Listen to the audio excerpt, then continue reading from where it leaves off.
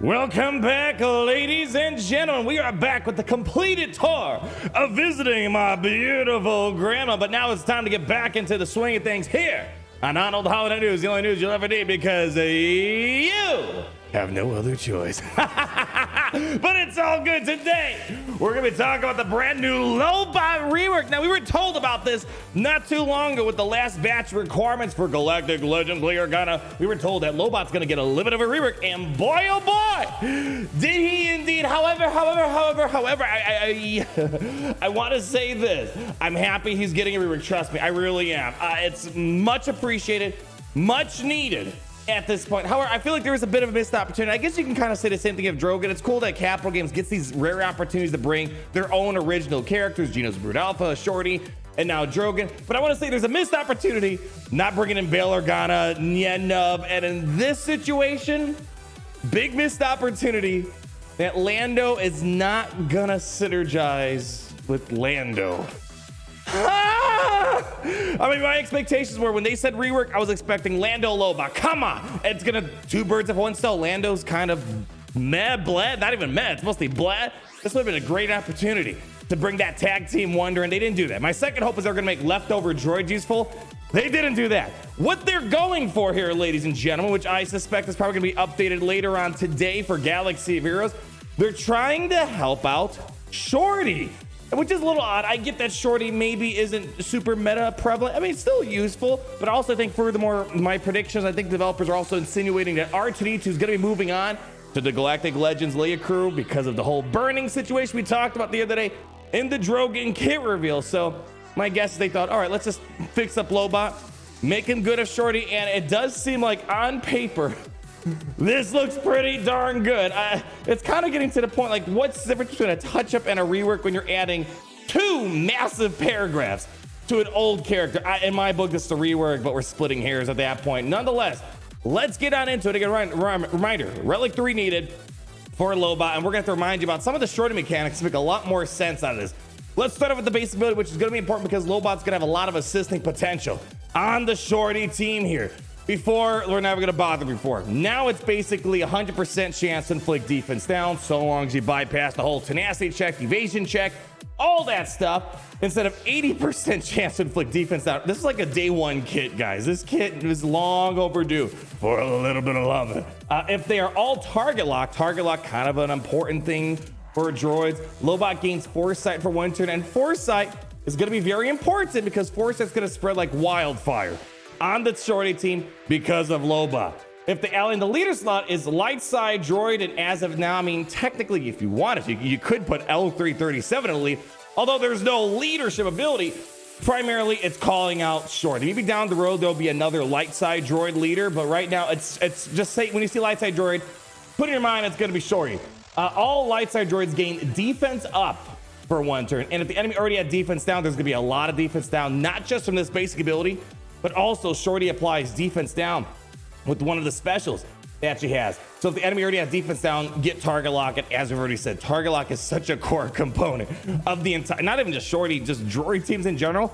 That's kind of their bread and butter. So optimize, nothing changed here. But I want to remind you guys on how, this ability was decent. It just needed a better place to utilize it.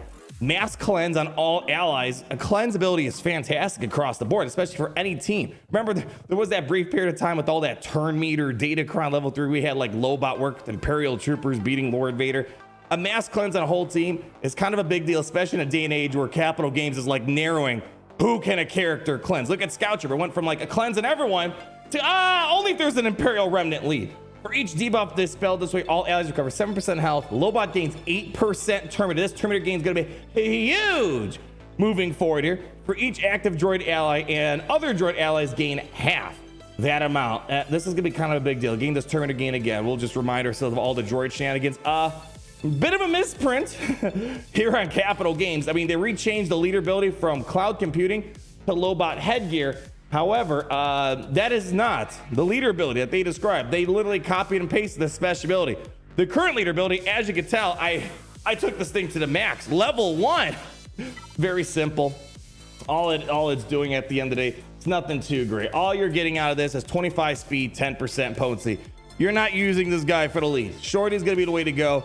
again, would have been kind of cool for Lobot to get his own lead, and then maybe could utilize, imagine if, IG86 had a cool home. That would be kind of cool in my book. So we're not really going to spend too much time on that. Nothing too much to brag about. However, let's go talk about this right here.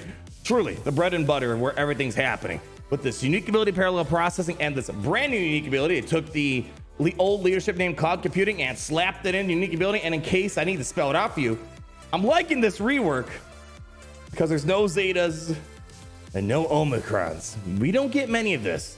So I'm hoping it turns out to be pretty good. Now on the flip side, I'm sure there's gonna be days like, oh, I wish he had a Zeta, he'd be even better. Right now, let's see how he operates with the Shorty team. It's just great that for you guys out there, you're gonna wake up whenever this update hits and he's just gonna be better. And a lot of you guys have the Shorty team up and running, especially if you push for Leviathan or you love droids. A lot of uses for Shorty, even in the Crate Dragon raid. Too soon, moment of silence. Anyways, let's keep moving on. New final text. Look how simple this was before. Holy cow. Lobot gains 5.5% speed and 5% tenacity for each living droid ally. I think it's kind of important to note, in case you're wondering, well, it's gonna be kind of complicated because, well, Lobot doesn't have a droid tech, and there's a lot of full droid team specificity that's needed in the Shorty team. We can just jump ahead a little bit. Cloud computing. If the ally in the leader slot is light side droid leader Shorty, Lobot gains the droid tag for the rest of the battle. We'll read the rest of it later. So as long as Shorty's in the lead or some sort of light side droid ally is in the leadership slot, he's gonna be considered a droid. So think of it kind of like Boba Fett's Sign of Jango. Boba Fett's Sign of Jango is considered a Tusken, so long as Tusken Chieftain's in the lead, has an Omicron ability slapped on the guy, which unfortunately it seems like, yeah, Boba Fett's Sign of Jango, he had like a moment of useless with Tusken Chieftain.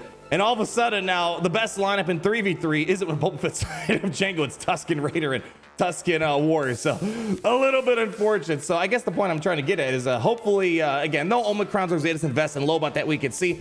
So not much is lost if some better droid comes along, but he will be considered droid to complete the full droid package as long as Shorty is in the leadership ability. So anyways, backing up here. Going back to that parallel processing, Lobot gains 5.5% speed and 5.5% tenacity for each active droid ally. And the new stuff here.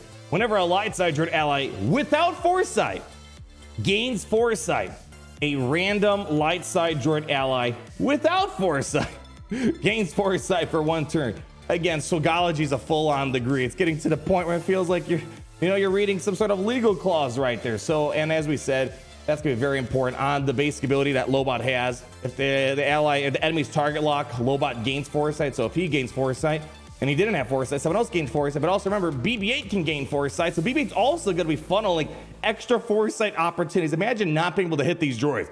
That's going to be hella annoying. Moving on though, we're not done yet, folks. Whenever a light side droid ally has a debuff dispelled on them, so for example, Shorty's got a cleanse, Lobot's got a fantastic cleanse on optimize up here, so that won't be too hard to take advantage of that.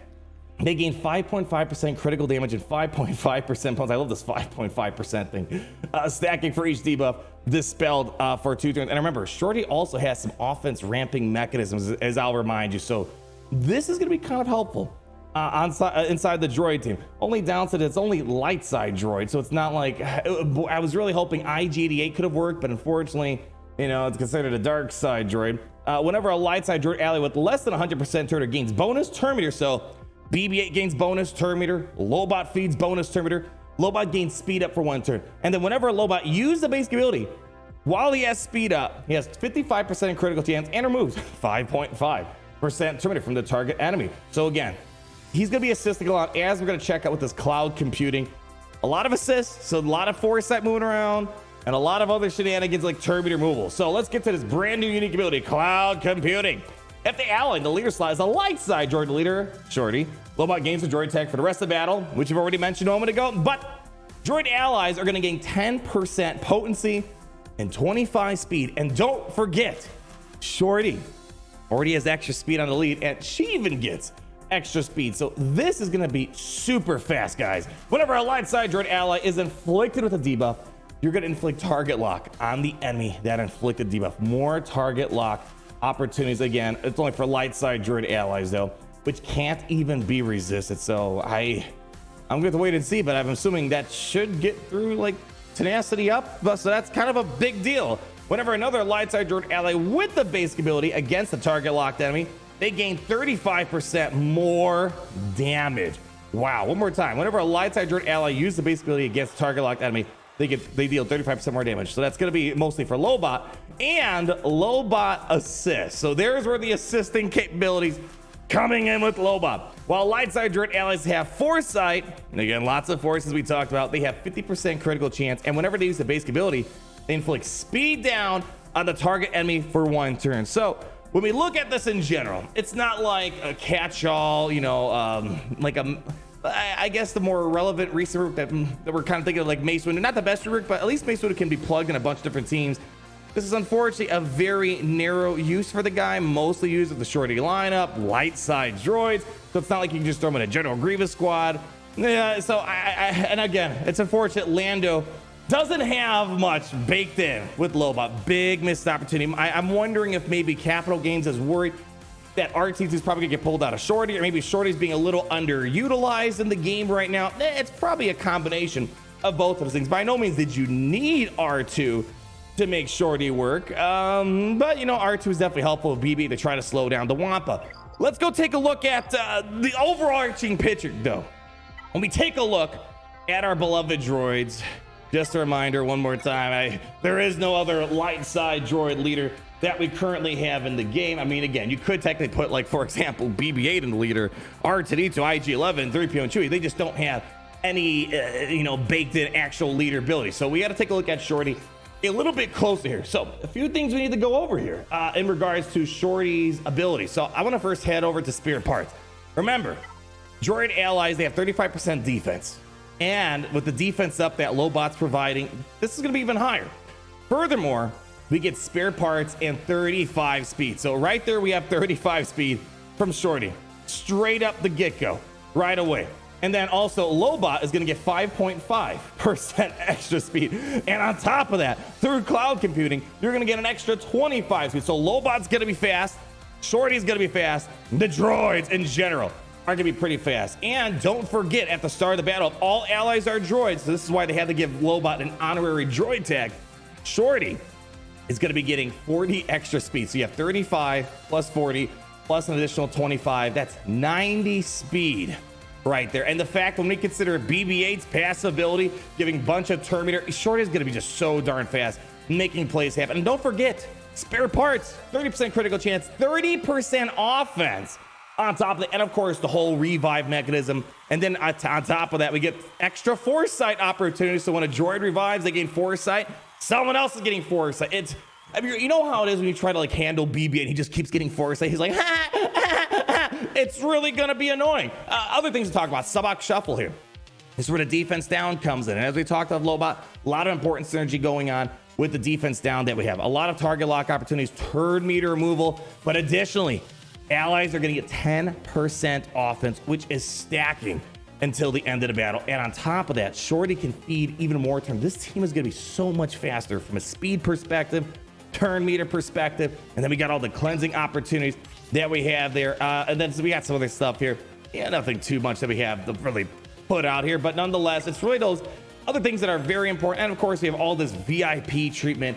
It's gonna be kind of curious who we want to put the VIP on. I'm really curious to see how that's gonna operate. Maybe you want to put VIP on Lobot. I don't know, he's kind of passively cleansing, doing all this other stuff. You maybe want to keep him out of the fray, I suppose. So I think there's going to be a lot of interesting stuff paired off with Shorty, obviously. You know, maybe a missed opportunity, but it's going to be, you know, I think at the end of the day, the most important thing is if Wampa's still going to beat Shorty in a solo, I don't want to say this is a wasted opportunity of a rework, but, you know, at the end of the day, that's the reason, one reason why we don't see too many Shorties on defense. Wampa kind of eats them up. It's kind of a similar problem to Iden Versus. So we got to wait and see how that's going to operate. And don't, I just want to put, this is kind of already, you know, self-evident right here. At the start of each encounter, BBA's active droid allies gain 8% turn meter for each active droid ally. So 8% times 5, 40% turn meter from the very get-go. I mean, wow. I mean, we could just do a quick calculation on what that looks like in case you need to kind of see it in action. It's a little lesson how to calculate hypothetical starting speed. So if we take my Shorty, where she's at now, 306, which isn't bad. Let's pull out the handy dandy calculator, show you how this works. So we have 306 spare parts is giving us straight off the get-go an extra 35 speed. So you get plus 35, right? And on top of that, she gets 40 speed. Shorty, that is. On top of that, you get the 25 speed from Lobot. Now, we're going to do the hypothetical opening speed. So to do that, we're going to do 1 minus the turn meter gain. So what that's going to be, we're going to divide this by 1 minus 0.4, which should be 0.6. Putting us at an effective opening speed with BBH unique ability, all the speed boost of my current Shorty, 676 speed. And that's why you want her to get out there, because once she does Sabak Shuffle, she's gonna feed even more turn meter. So, you know, I'm really curious to see how this operates. I want all my requirements that I'm farming up for any Galactic Legend, any Legendary, to find some sort of use in the game. I definitely see this having use. And I think, again, I think they're trying to kind of make sure, again, not that R2 was needed for Shorty. It was a nice addition. R2 is not feeling needed in the game. Leia, I have a very good suspicion. R2 is going to be needed with all the burning synergy that we're seeing with Drogon. I think Leia's going to bring it all together, sort of like the thermal detonators with Jabba the Hutt. We got to wait and see for that final kit reveal. So I think it's kind of solving several things that are on the agenda that I know I said this several times. Oh, I think it's a bit of a missed opportunity. No Yenub, no Bail Organa, and no, especially, I think no Lando connection to Lobot kind of hurts it most. There are definitely some leftover rebels, some droids I would have loved to see Lobot get, but maybe they didn't want to overshine Shorty's place in the game. Nonetheless, that's going to wrap it for Arnold Holiday News. Tomorrow, we got Drogon. Later on today, Lobot's going to be with this fresh new coat of paint inside of Galaxy Heroes. And don't you worry, we're going to show you what he's all about. And then we got to also wait and see, once he gets in Grand Arena, is Wampa going to eat him up, just like I'm always eating up the love you guys are throwing down. Thank you so much for stopping by. Hopefully you enjoyed today's episode of AHN and enjoying all the stuff going on in Galaxy of Heroes. And always remember, until we meet again, that it's great to be in the Empire today. Gary, this is when you're supposed to play it's great to be the Empire, the sun never sets. What is your purpose in all this? Goodbye.